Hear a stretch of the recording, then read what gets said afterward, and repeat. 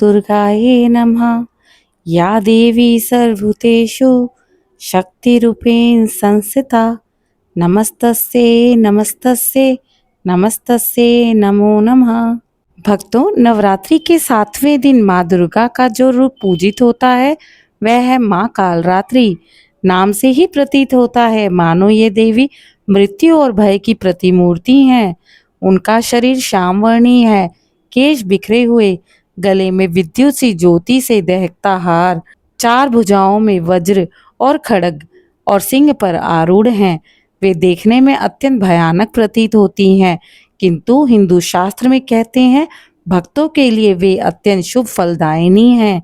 जो उनके शरणागत हो जाता है उनका हर भय हर दुख नष्ट हो जाता है। दुष्टों के लिए वे कालरात्रि हैं, लेकिन भक्तों के लिए वे शुभंकरी। आइए भक्तों, आज कालरात्रि माँ की कथा का श्रवण करते हैं। उससे पहले माँ कालरात्रि का आवाहन करते हैं। ओम ऐं ह्रीं कालरात्रे नमः। आवाहयामि सत्यप्यामि पूज्यामि नमः। माँ का ध्यान मंत्र। एक वेणी जपा कर्णपुरा नग्न खर स्थिता लंबोष्ठी कर्णिका कर्णी तेलभ्यक शरीरिणी वाम पदोल सलोह मुखा निश्वासना शुभा घोर दष्ट्रा कारलास्या कालरात्रि भयंकरी। ओम देवी कालरात्रे नमः। प्राचीन समय की बात है। एक नगर था कनकपुर। यह नगर वैभवशाली था, परंतु समय के साथ आसपास के राज्यों में संकट बढ़ने लगा। इस नगर में विद्याधर नामक एक साधक रहता था। वह निर्धन था, किंतु उसका हृदय अटूट भक्ति से भरा हुआ था।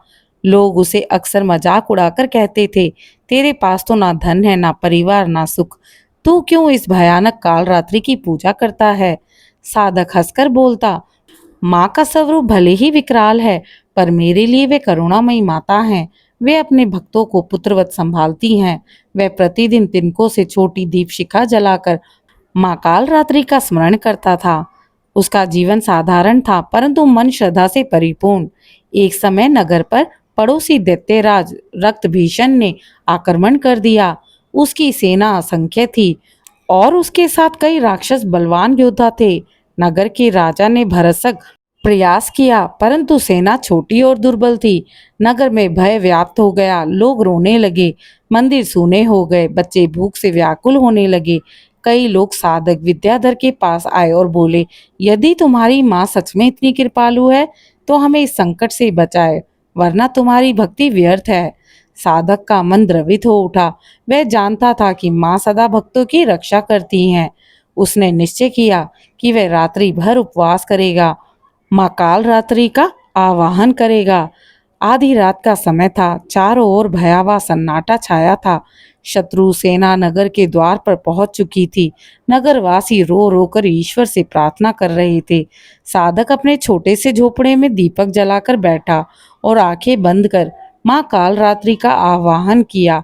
हे माँ कालरात्रि, आपका रूप दुष्टों के लिए भयंकर है, परंतु भक्तों के लिए आप ही शांति की देवी हैं। आज यह नगर आपके आश्रित है। माता, हमें इस संकट से बाहर निकालिए।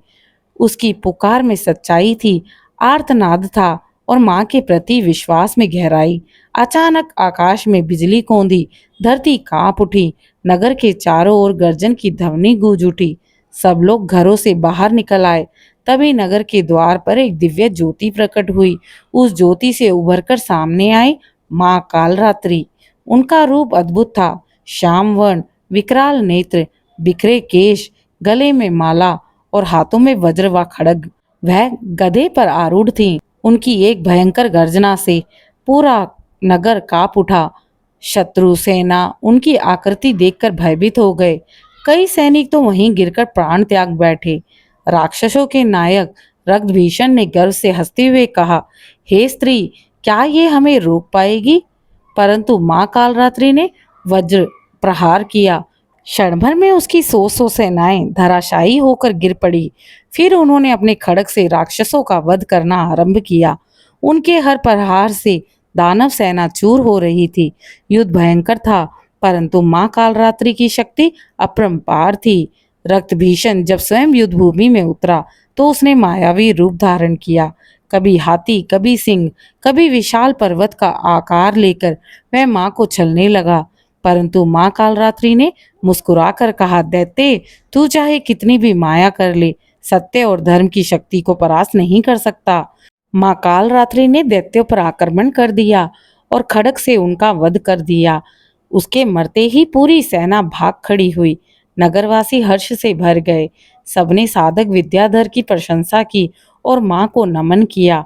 माँ कालरात्रि ने भक्त को बुलाया और कहा, वत्स, तेरी भक्ति ने मुझे यहाँ खींच लाया है। याद रख, मेरा स्वरूप भले ही उग्र है, परंतु मैं अपने भक्तों के लिए सदैव शुभंकरी हूँ। जो भक्त मुझे सच्चे मन से पुकारेगा, मैं उसकी हर विपत्ति को हर लूंगी। साधक के नेत्रों में आंसू थे।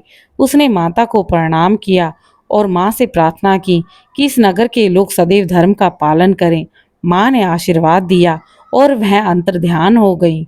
भक्तों, उस दिन नगरवासी माँ कालरात्रि के उपासक बन गए। उन्होंने समझ लिया कि माँ का भयानक रूप दुष्टों और अधर्मियों के लिए है, भक्तों के लिए वही रूप करुणा, रक्षा, मातृत्व से भरा हुआ है। वह शुभंकरी हैं। संकट चाहे कितना बड़ा क्यों ना हो, यदि भक्त माँ को सच्चे मन से पुकारे तो वे अवश्य रक्षा के लिए आएंगी। अंत में भक्तों, आप सभी को अष्टमी नवमी तिथि की हार्दिक शुभकामनाएं। आशा करती हूँ आज की कथा आप सभी को पसंद आई होगी। अपनी श्रद्धा को व्यक्त करने के लिए भक्तों, आप आपके अपने चैनल दिशा स्पिरिचुअल को लाइक, शेयर, सब्सक्राइब करें और कमेंट में जय माँ कालरात्रि अवश्य लिखें। ओम ऐं ह्रीं कालरात्रे नमः। जय माता दी।